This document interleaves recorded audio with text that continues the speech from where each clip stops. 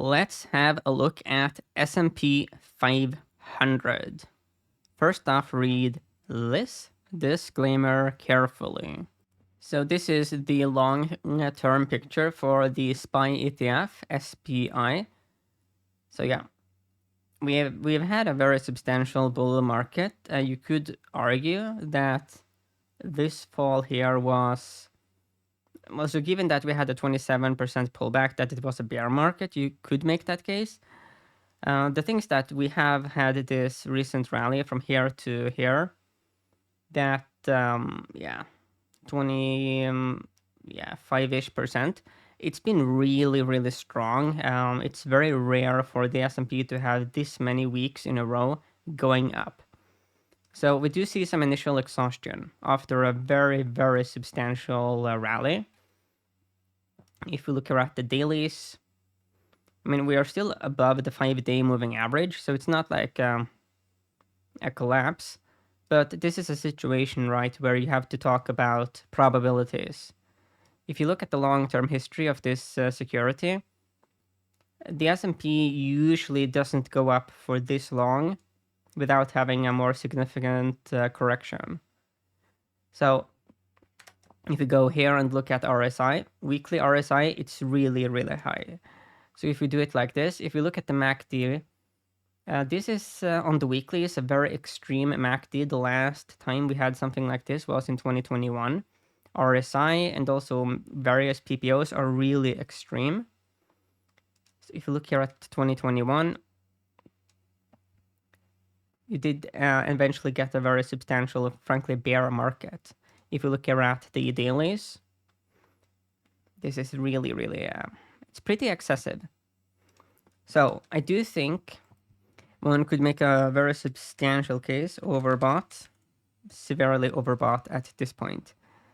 I did make a video back here on the 31st of January where it was overbought, but now it is like ridiculously overbought, and we do see some initial signs of a breakdown developing. So I do think that one could make a pretty strong case here that, I mean, the bulls have really just, they've gone from being like euphoric to being outright perverse. So yeah, let's look at the seasonality. So when we look here to the left, in green we have the last 5 years, last 7 years in blue, and the last 10 years in red. So going into later March, usually a consolidation. When we go here to the table view, we do see that March of this year, only 0.73%, but it's still early in March. Looking at February, 5.15%.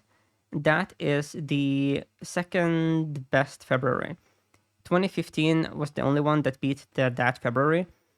So we had a very strong month behind us. March, recently it's been bullish though. But then again, we do see that in 2022 and 23, you had a correction in February and then you had a rally in March. April is a pretty bullish month.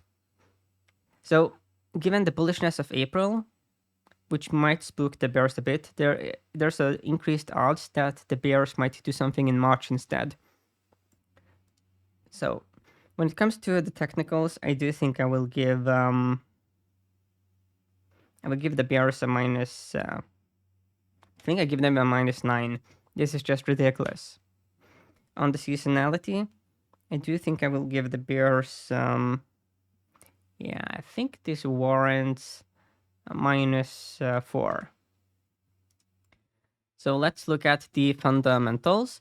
I am comparing the S&P 500 to the Vanguard Total Stock Market ETF, the VTI. So this is the total US stock market ETF.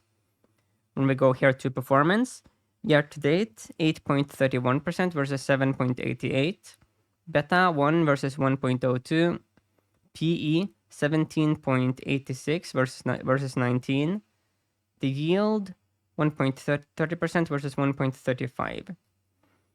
When we compare the S&P to the total stock market ETF, the VT, so this is the global stock market, 8% versus 6.37. Beta 1 versus 0.94. And then you see PE 17.86 versus 15.4. Yield 1.30% versus 1.98. When we compare here the holdings, so here you can see that there are, especially here in the top holdings, quite a bit of similarities, but one has almost 10,000 holdings while the other has 504. Here you can see the sector breakdown, market cap, region, country. So when it comes to the fundamentals, like compared with the VTI, it wasn't that bad. Compared to the global stock market, it was higher. And also the total stock market, of course, globally is, the PE is elevated. So I do think I will give them bears a -4 on this metric as well. Now we will look at relative performance. So we will compare the SPY and yeah, no point in comparing it against itself. So we'll compare it against the VTI, which is let's do the VTI. So that is the total US stock market. Then we compare it with VT, which is the global stock market. And then we will have here put, we might as well put gold. Okay. So long term, there is a 98% correlation with VTI, 85% with VT, and 55% with gold. Short term, daily data points, perfect correlation with VTI, 99% with VT and 75% with gold. So what happens with VTI is definitively going to have an effect on the S&P 500, and with the VTI as well, right? We do see that recently it's been a pretty ridiculous rally. So when you see a chart like this, could it go higher? Sure. But in terms of probabilities, if you are going to put on a position, would you be more comfortable being a bull or a bear? Specifically, a new bull or a new bear. With a chart like this, I do definitively lean more bearish. Here is the seasonality of the VTI. Yeah, some similarities here with what we saw in the SPY. So let's now compare these two against each other. So we do the SPY like that and compare it against the VTI like that. So yeah, so in terms of RSI, we are pretty much in the middle. Yeah, on the dailies, yeah, very much the same. So here it is a bit noisy. Well, it's indecisive. Looking at the seasonality, it gets actually more decisive. So looking at SPY, it usually underperforms the VTI into later April. So that's pretty interesting. So when it comes to relative performance, I think I will give the SPY -6.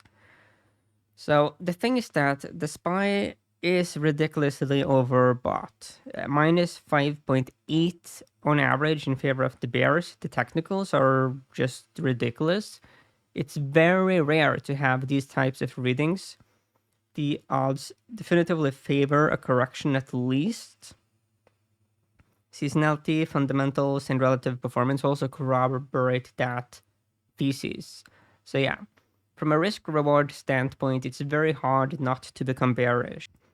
So yeah, that is the thesis here. I do think that this is an opportunity to become more bearish on the SPY. So yeah, the thing about any type of thesis is that you need to have like a risk management plan in place. And I do think that at this point, the risk reward is quite favorable here to the bears. So compare it to other things, right? If you have had many days in a row of sunshine, like no rain, abnormally many days, then if you just begin putting on, well, having a small umbrella with you in your backpack, the odds that it will become needed is just higher. because it's rare for it to be that sunny over such a long period. The odds do favor eventually now there will be rain. And it's like that with so many other things. You have this natural dynamic in nature and, of course, also in financial markets. So, yes, even though the chart looks ridiculously bullish, it looks so bullish that it is bearish. And it's the same logic if we have a massive sell-off, right? If the bears have just been absolutely obscene, just ridiculous, if the bears were perverse, frankly, then it makes sense to really start to consider bullish positions because it doesn't make sense. So yeah, I'm bearish now on the S&P 500, of course, within a well-balanced portfolio that is ideally as market neutral as possible. But yeah, I'm bearish, and if you want more, then you can go to diamondarm.com.